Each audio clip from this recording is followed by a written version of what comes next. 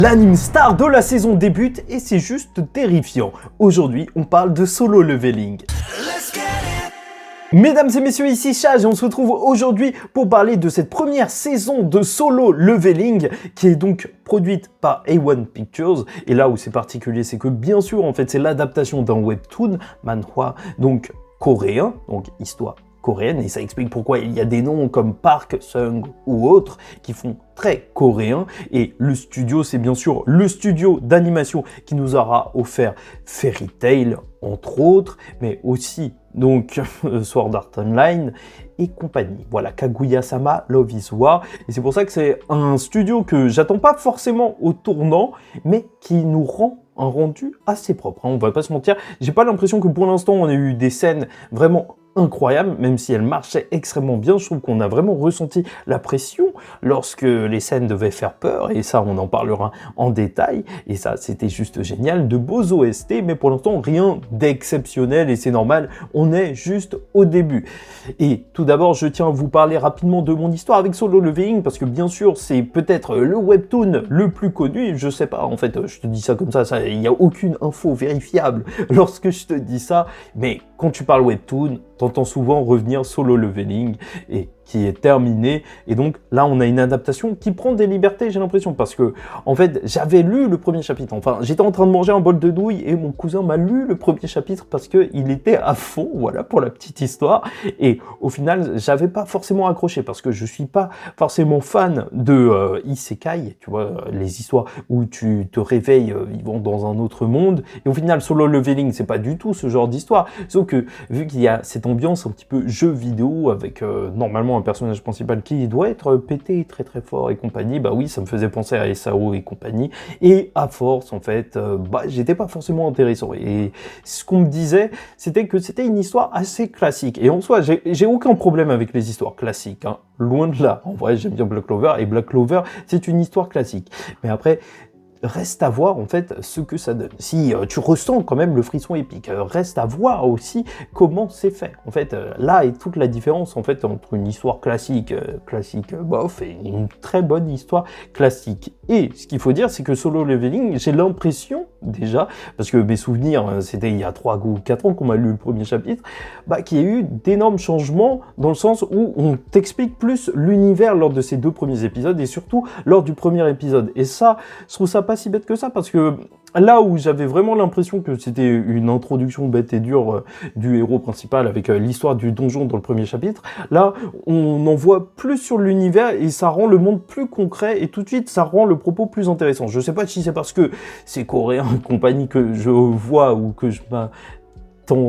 que je m'arrête plus sur ça, mais bien sûr les histoires coréennes, je sais pas si tu regardes des films coréens ou autres, souvent ça te parle de lutte de classe et compagnie, et là t'es un petit peu dedans quand on te parle de destin avec même le personnage principal, Jin Woon-sung, donc qui a un clan, une classe, la pire classe, donc il est classe E, je crois, donc la pire classe, et normalement, tu ne changes pas de classe. Après, reste à voir ce que ça va donner par la suite, puisqu'au final, apparemment, tu peux avoir des équipements, donc est-ce qu'un très bon équipement, ça peut te rendre classe S? Je ne sais pas. Bref, dans tous les cas, voilà, normalement, il ne peut pas grimper l'échelle sociale, ou en tout cas, devenir un des plus grands Hunter, voilà, puisqu'il y a eu des failles qui sont apparues dans ce monde, et donc il y a des personnes avec des pouvoirs qui peuvent s'en occuper, rentrer dans les donjons et battre le boss. Voilà, c'est pour ça que tu as cette impression de jeu vidéo qui est marquée depuis le début, et en fait ça pue le jeu vidéo, et franchement, encore, à l'époque, j'avais eu un petit peu de mal, peut-être que c'est parce que j'avais encore SAO un petit peu trop dans la tête, mais le fait que ça arrive maintenant, et même que le scénario est un petit peu changé, je sais pas pour vous, mais moi je trouve ça rafraîchissant. J'ai pas du tout lu la suite, j'ai lu que le premier chapitre, peut-être le début du deuxième. Je vous avoue que les 2 premiers épisodes, je connaissais le scénario, je pense que début d'épisode 3, j'aurai connaissance de ce qui se passe, mais la suite, pas du tout. Je sais pas du tout comment ça va se passer.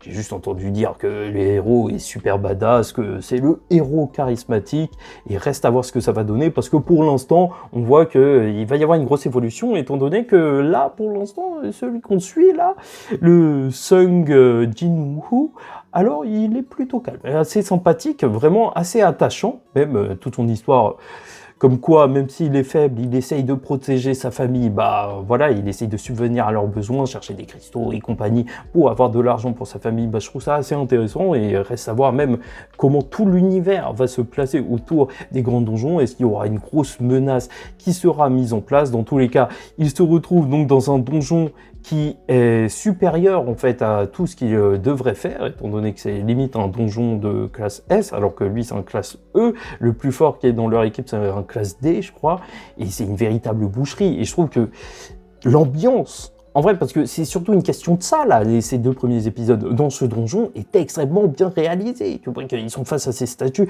qui sont sûrs de les tuer. En fait, ils doivent essayer de respecter certaines règles. Lui, il les comprend déjà. Même, je trouve ça super intéressant, le fait que, dès le début, ils réussissent à esquiver les attaques, juste parce qu'il a tellement l'habitude d'être faible qu'il a appris à observer. Et ça, bah, quand t'entends ça, bah, tu te dis, waouh, bah, s'il devient plus fort, bah, ça risque d'être super cool à voir en fait, de voir comment un faible pourrait se battre en tant que fort, avec des pouvoirs de fort. Enfin bref, voilà, il y a des règles plus ou moins à respecter, vu qu'il va plus ou moins les comprendre. Alors c'est lui qui va devenir le chef de toute cette escapade, voilà, se prosterner pour que la divinité donc ne les attaque pas, et ensuite ils iront vers les instruments de musique, et j'aime bien parce que ça donne un côté escape game, je sais pas pour vous, mais en fait ça donne vraiment le côté, ouais, il faut essayer de comprendre ce qui est en train de se passer, et ça déjà, rien que ça, bah, je trouve ça rafraîchissant. Tu vois, le petit côté, qu'est-ce qu'il faut faire? Et je me demande s'il y aura d'autres donjons par la suite, vraiment, où tu devras réfléchir un petit peu à tous ces problèmes, s'il y aura des petites questions, des petites énigmes comme ça. Encore une fois, ça fait très jeu vidéo, hein. Et je pense que c'est un petit peu le propos de la série, surtout avec la fin de l'épisode 2, où il y a carrément un menu qui s'affiche. Donc, alors qu'il a été sacrifié, puisque la 3e chose qu'il devra respecter, oui, c'est une sorte de sacrifice, tout le monde s'enfuira, et vu que, en fait, on pourrait se dire que c'est super altruiste de sa part de rester, bah au final, c'est surtout extrêmement logique. En vrai, il pouvait plus bouger, sa camarade, il pouvait pas la sauver, donc c'est lui le dernier qui est resté. Il aura tenté de rester en vie, et je trouve que c'est une scène vraiment forte. Le seiyuu, il a vraiment réussi à donner de la voix au personnage, hein, très concrètement.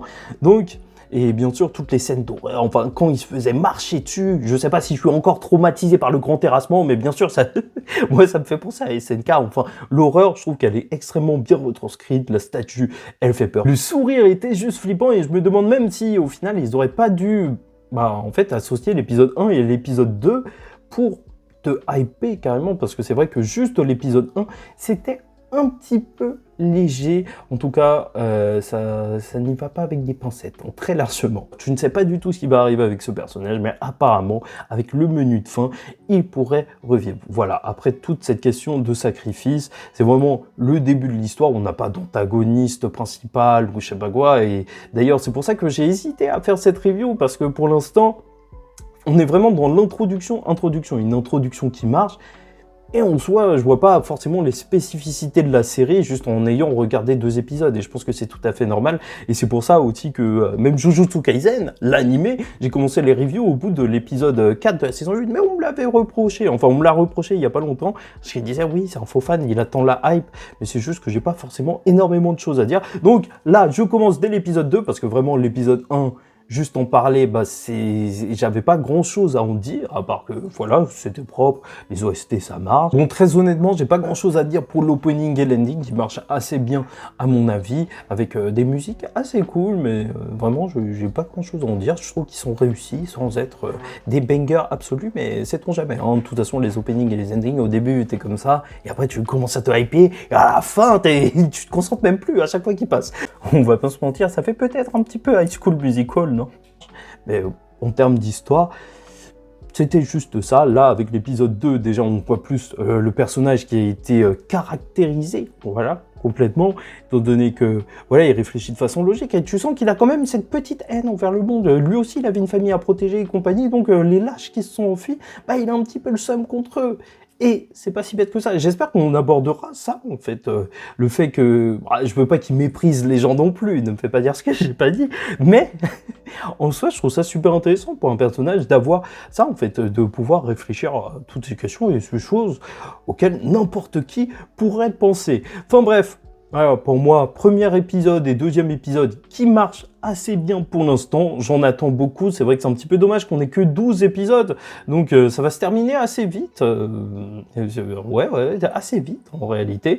Donc, profitons de chacun de ces épisodes. N'hésitez pas à me dire ce que vous en pensez. Voilà, je vous en parlerai chaque semaine. N'hésitez pas à liker ou disliker la vidéo, commenter, donner votre avis en commentaire et vous abonner si vous n'êtes pas encore abonné. Et donc, reste à voir pourquoi ça s'appelle Solo Leveling. Qu'est-ce qu'il va levelinger? Est-ce qu'il va devenir plus fort? Bon, sûrement. Donc, est-ce qu'il va le faire tout seul? Est-ce qu'il sera véritablement seul dans toute cette histoire?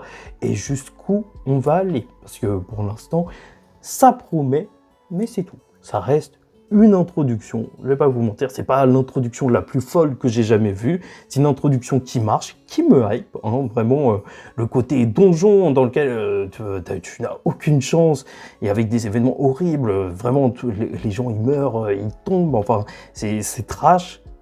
Et le héros aussi subit. Enfin, tu vois qu'il perd sa jambe et compagnie. Bah, bien sûr, c'est terrible. Ça marche bien.